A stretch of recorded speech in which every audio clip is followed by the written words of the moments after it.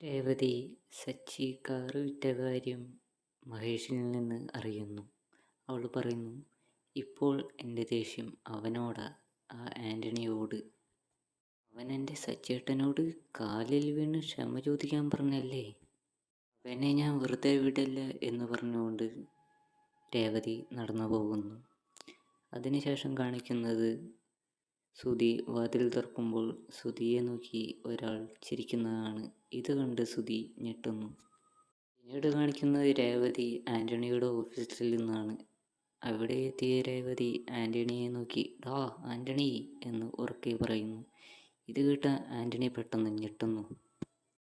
ആൻ്റണിയോട് പറയുന്നു, ഇനി നീ എൻ്റെ ഭർത്താവിൻ്റെ കുറുകെ വന്നാൽ അദ്ദേഹം എന്ത് ചെയ്യുമെന്ന് എനിക്കറിയില്ല, പക്ഷേ ഞാൻ എന്ത് ചെയ്യുമെന്ന് നിന്നോട് പറയാം എന്ന് പറഞ്ഞ് രേവതി ആൻ്റണിയെ ദേഷ്യത്തോടെ നോക്കുന്നു.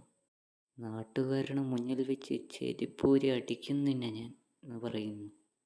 അടങ്ങിയിരുന്നാൽ നിനക്ക് നല്ലത് എന്ന് ആൻ്റണിയുടെ മുഖത്തേക്ക് വിരൽ ചൂണ്ടി രേവതി ദേഷ്യത്തോടെ പറയുന്നു.